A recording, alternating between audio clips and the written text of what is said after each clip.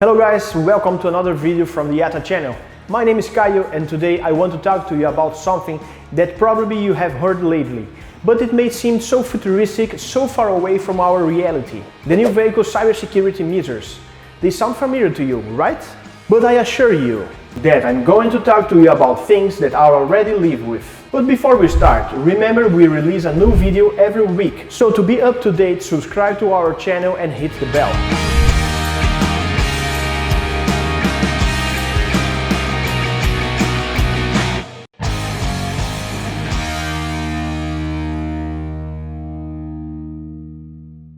Let me start by making a statement that might sound very categorical, although you will see it's so true.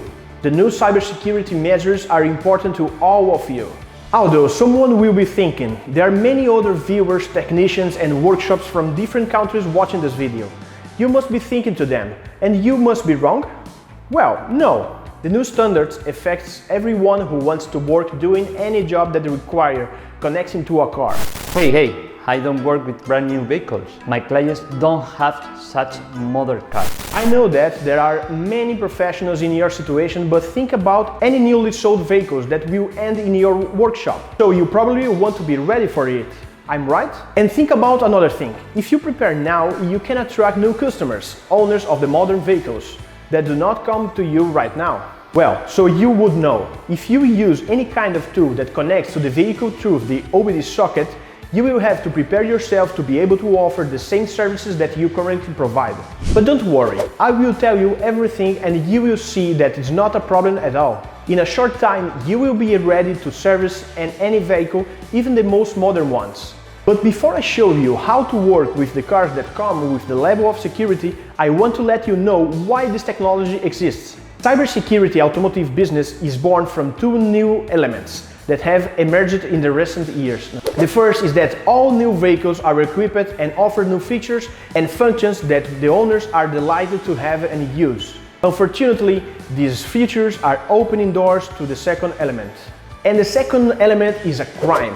Thanks to the evolution of the first element, the user-friendliness of modern cars have become a cybercrime. And I know it looks like a science fiction movie, but let me explain it to you. In a modern vehicle system such as the tire pressure monitoring, the TPMS, or wireless connectivity allows external communication with the vehicle's internal systems, such as electronic wheel valves or our mobile telephone. And once you have communicated with the module in the car, you have established communication with every other, thanks to the CAN bus. CAN bus communication connects all of them and allows them to interact with each other. Don't you think it is a very security breach? This breach in a system allows access to the most important modules of the vehicle. Well, now comes something interesting. When technologies such as the pressure monitoring, the TPMS, were designed, car manufacturers kept using protocols that already existed, with standard communication protocols. They were not prepared to offer any security or at least a higher level protection.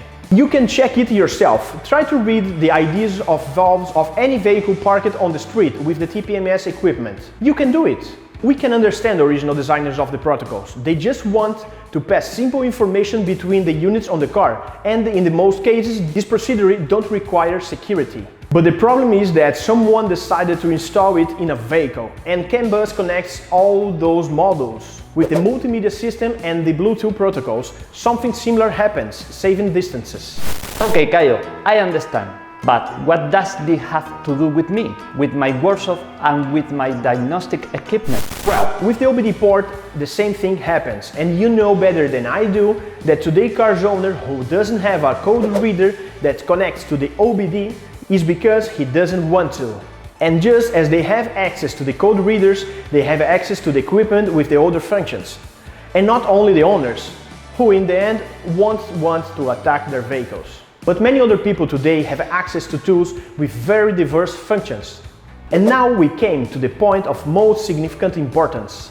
That is something dangerous. It is dangerous for everyone. For the owner of the vehicle, for the manufacturer, and also for you, an automotive technician who works in a workshop. So let's go to what interested us the most, the solution. By regulation, all vehicles that will be produced after September of 2020 and that so the Europe must have installed a cybersecurity system. That's millions of cars in a short term. There's no regulation in the USA, but likely some similar laws emerge soon.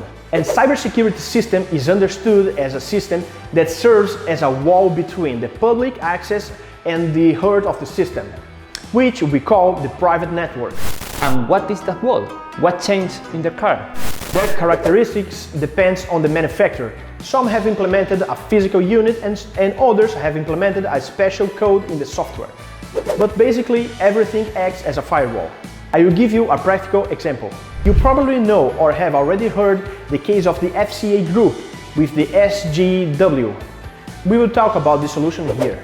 SGW is a physical module installed in the vehicle, as you can see, between the public part and the private part. What are the public and the private parts?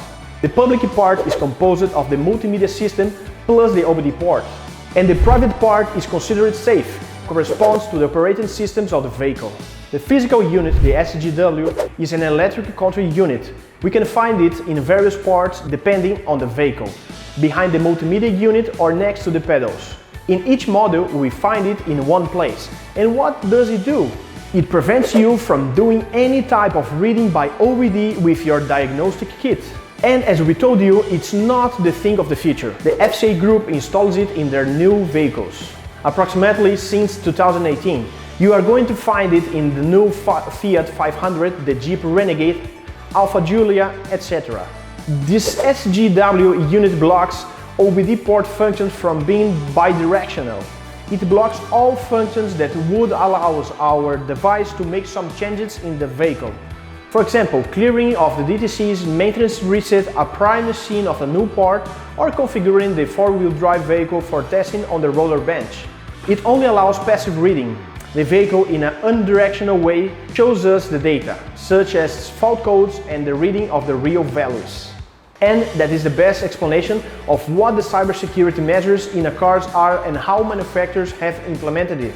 What it will mean for you when you have one of those vehicles in front of you. But that's all? Nothing more? Didn't you say you will also explain the solution? Yes, but I think you told me you weren't interested in such modern cars. But since it seems that you are interested, I invite you to view our next video, which you should receive through a notification if you hit the bell and subscribe. See you in the next video.